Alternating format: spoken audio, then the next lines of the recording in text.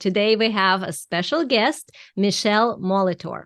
She is an executive coach, an author, and a hypnotherapist. She's a very interesting person. She's a founder and CEO of Nectar Consulting as well. And people call her the mind detective, which is really, really kind of a fun thing to dig into. She helps you remove the imposter syndrome, anxiety, overwhelm, all those things from your life that kind of stress you out, and amplify your confidence so that you have better productivity, that you have more satisfaction in your life and business. So welcome, Michele.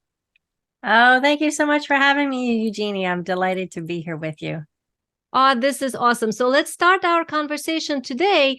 What is this mind detective concept? Like, what is it that you detect in people? What's your superpower? That's really my superpower, is helping people get at those places within themselves that they don't have access to through their conscious critical thinking mind. So oftentimes we're combating ghosts and we don't know how to get at them. I refer to it as the unscratchable itch, right? There's that thing, I know it's there, but I can't figure out where to go to get it to leave. So if we look at in a practical sense, let's say somebody is an entrepreneur, coach, she's out there in the world, she's expanding, she's posting content on social media, she's doing presentations, and she's running into this invisible wall. So Yep. what would be, from like in your practice, what is the most common sort of invisible wall that people run into, and what would you advise? Oh, that's a great example, or a great question. So let me give you a fun example around that. I had a client who was just that came to me. She was a coach. She'd been a coach for many years. And she's like, Michele, every time I get to this next level in my income, I hit a wall. I somehow self-sabotage. My income drops. Oh, and then I get this terrible case of IBS, inflammatory bowel syndrome. I was like, well, let's look at that, shall we? She's like, yes, please. Right. And so through this work together, we were able to get at the root causes of it. It was a deeply held fear that actually went back many generations, a fear of having too much power. Mm. And so we shifted those beliefs at a deeper subconscious level, rewrote those new neural pathways, and within less than 30 days, actually, she had some really important meetings that she wouldn't have had previously because of these blocks, and her business really started to excel. And when I reached back to her about a month or two later, I'm like, how are you doing? And she's like, what did we work on? Like, it literally had disappeared, her mind. And the really amazing thing was the 15 years of chronic IBS that she had been dealing with stopped. It was done. She's like, yeah, I haven't had any IBS whatsoever. And so it's amazing how much our body controls simply by fear, right? Our amygdala, our fight, flight, or freeze mechanism in our brain, I like to call her Amy. Amy's your happy little amygdala lady who lives in the back of your brain, right? And Doesn't Amy just always loves you. seem to be happy, though. No, she's never really happy, but she loves you and she wants to keep you safe, right? That's her sole purpose in life. And so anytime in our current reality, we come up against anything that remotely looks like that scary, that painful, that challenging issue in a different part of our life, Amy's like, oh, no, I don't think so. That's too close to that. So let's steer clear of that. And you will unconsciously sabotage yourself and move in a different direction, right? So this process is all about giving Amy new marching orders, giving her new instructions. So just like, how often do we update our phones, right? Like once a year. So this is a way of literally updating your mental mind maps and your wiring of how you move through the world safely, so that you can show up more fully for yourself with greater peace of mind and calm your nervous system, so your health and well-being rises as well. Well, yeah. And from what you were saying too, like if I extrapolate further, the reticular activating system with the recognition of what we know as normal. This is one of the things that, like with my clients, shows up a lot, is whatever they saw as normal in their world, ceases to be normal after doing the work, because then they kind of like upgraded themselves and let go of the old recognition through the reticular activating system. And amygdala trauma response is very much wired into that, would you say? Absolutely. You're spot on with that, right? Because your brain loves what's familiar. Mm-hmm. And so if your familiar was growing up in a traumatic household where people were yelling all the time, then you will unconsciously seek out people who yell at you because that's what feels normal. And so it's about rewiring that thinking and those pathways in your brain. And as you do that, the old pathways of what used to be normal, the synaptic connections fall apart. And when you build new synaptic connections that say, oh, we can be chaos free. We don't have to have those chaotic episodes in our life. And so it's really powerful to watch people transform when they literally do the rewiring process. Yeah. And would you say that self-doubt is linked to a lot of those outdated pathways? Absolutely. Absolutely. Having been through my own traumatic experiences, I got bullied out of my corporate job, right? And it created a massive case of imposter syndrome for me. And in the process of studying that and trying to figure out how to reclaim my own confidence, what I found was the underbelly of all of that was self-doubt. And I've actually identified 5 different archetypes of self-doubt that get in our way. I liken them to they're like the 5 love languages of self-doubt. We typically have 1 or 2 that we lead with more often than not. But there's one that really drives our behaviors. And that's the one that, we start to look at and rework and repurpose so that you can stand more fully in your confidence with greater ease and grace.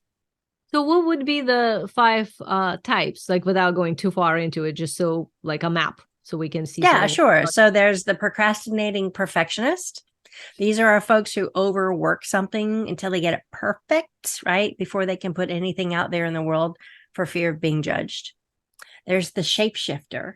And these are our friends who are masterful at juggling multiple roles and are super people pleasers and overgivers because it's a trauma response, oftentimes to a narcissistic caregiver. There's the reluctant resistor. These are our friends who are too afraid of being seen or judged or rejected. So they really don't want to take on new challenges for fear of failure, which is really massive for them. Then there's the anxious avoider. And these are our friends who are so scared of being rejected for not knowing enough, for not having all the answers, that they never ask for help. So they do it all by themselves because then they can't be rejected, right? This is my own personal favorite for many years. I think that would be my personal favorite too. Yeah.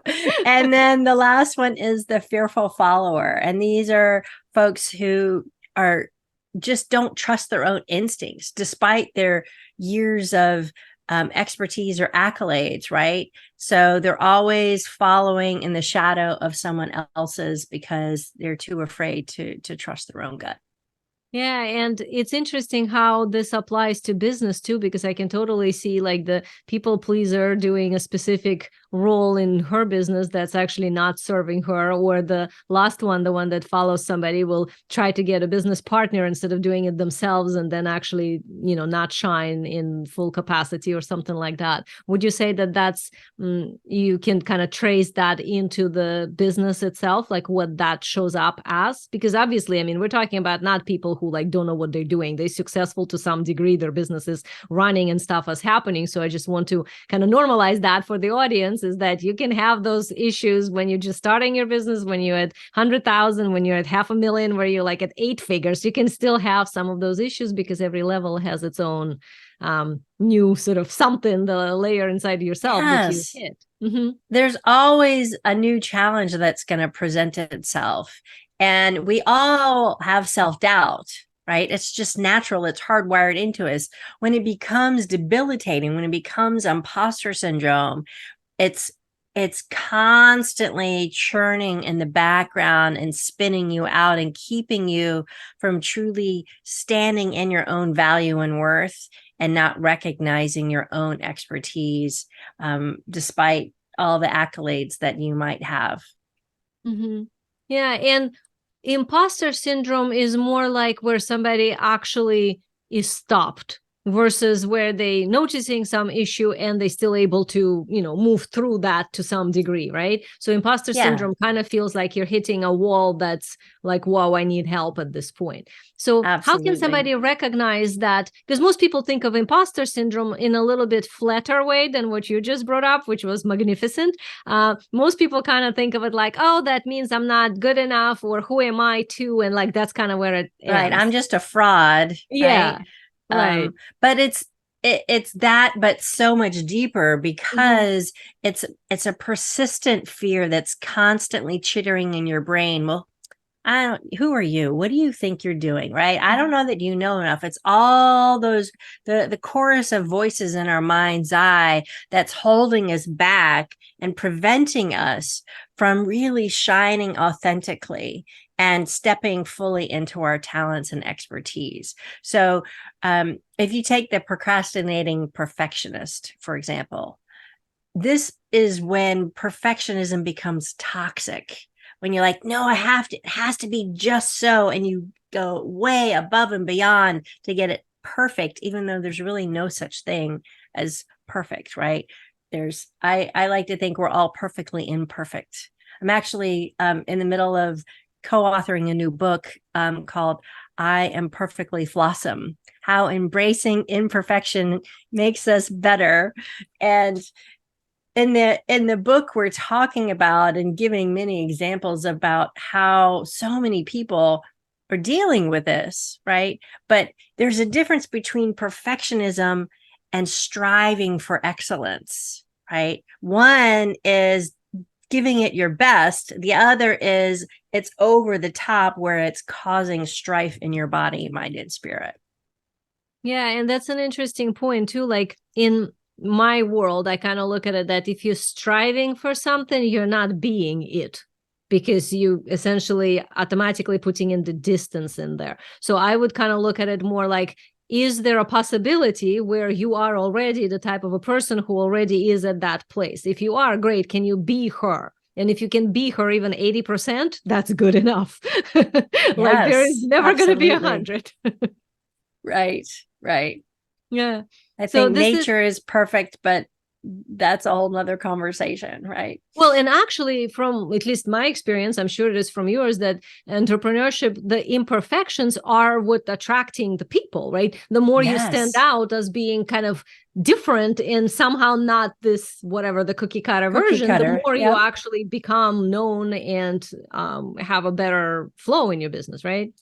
Absolutely. We all have our own unique gifts that put us in our own lane, right? There's a lot of hypnotherapists out of there, and there's a much smaller subset of hypnotherapists who are actually coaches as well, right? And even in that, and there's subsets within that, right? Of people have different lanes of what they do, just like there's so many different varieties of coaches now. I've been coaching for a long time. I started back in 2000. So dating myself a little bit, but that's all right. But, it's come a long way as a profession, and all the different variations and nuances of it and how it can be helpful for so many people.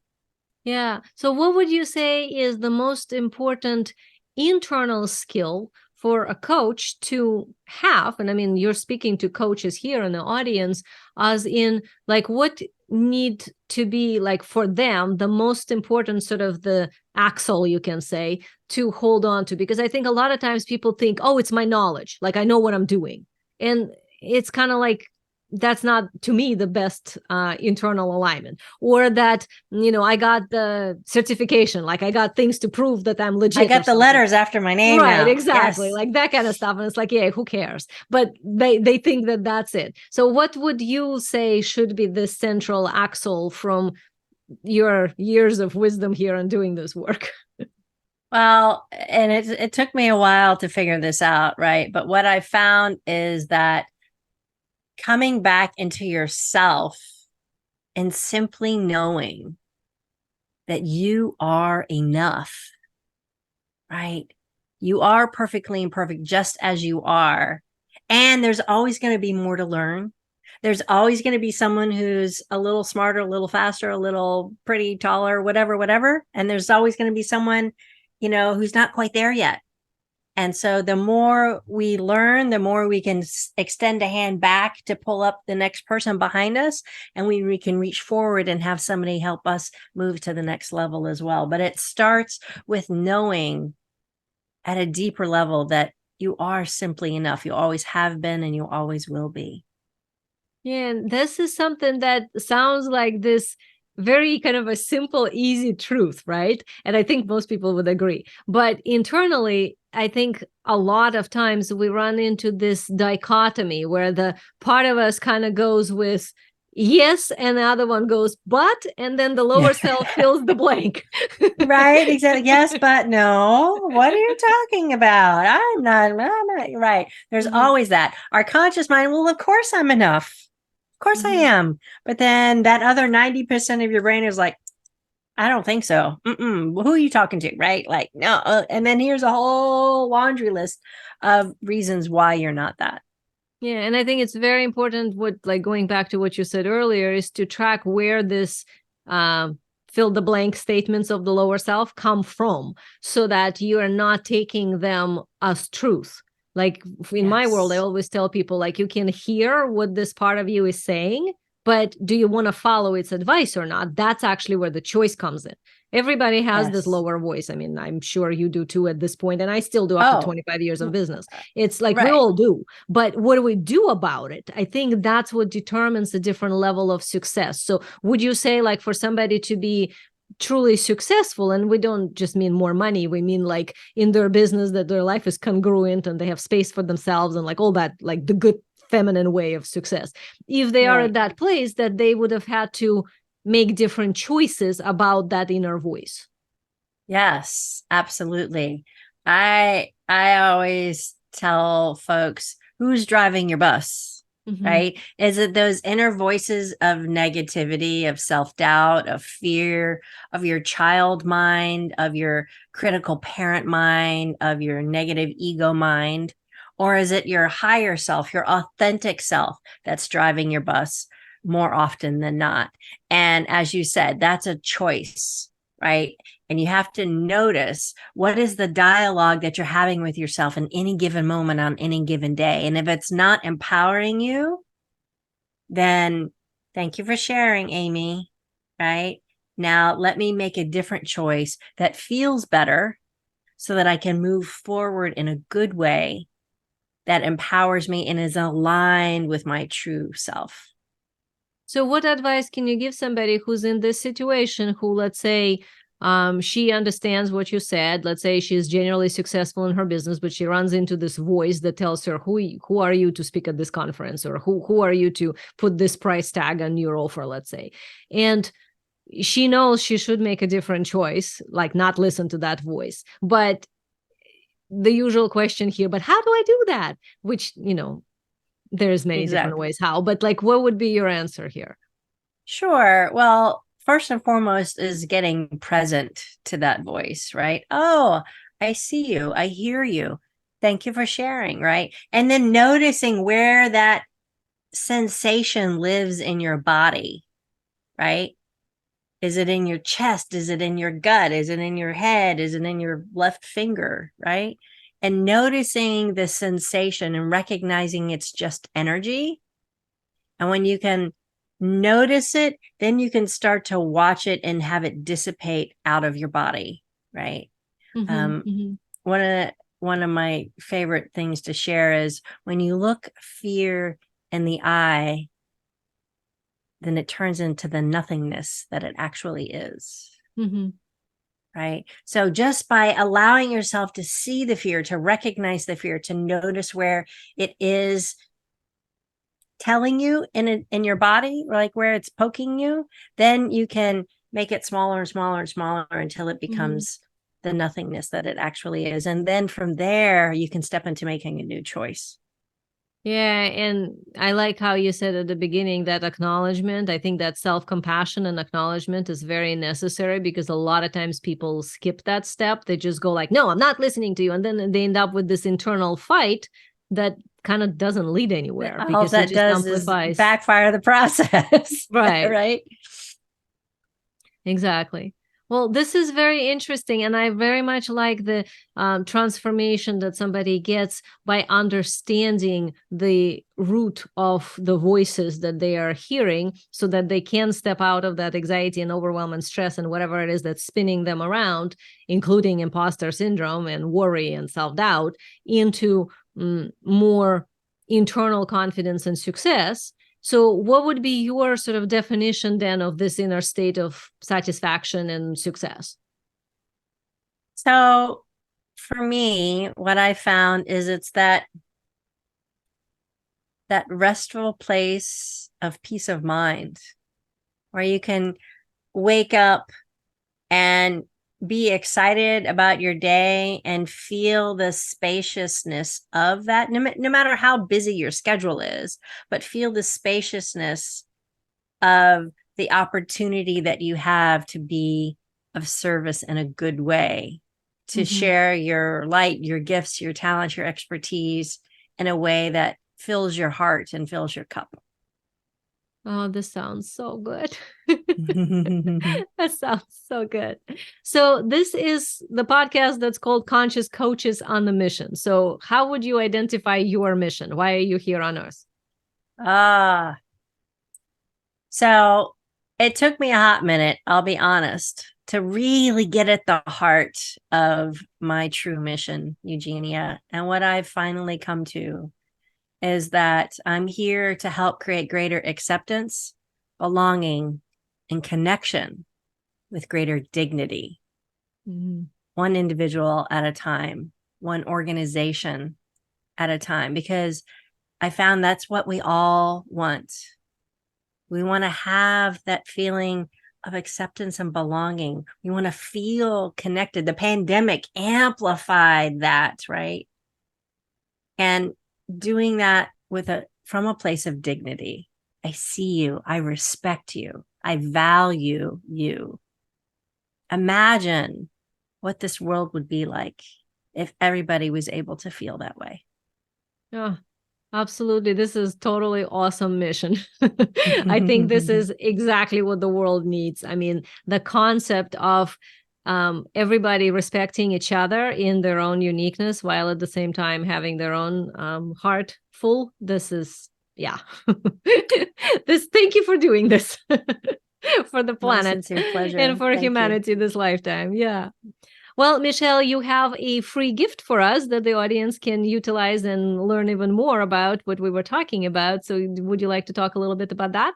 Yes, I'd love to share this with folks. I have a free ebook that I'm happy to share with everyone called Do You Have Imposter Syndrome? 6 Triggers That Are Crushing Your Confidence.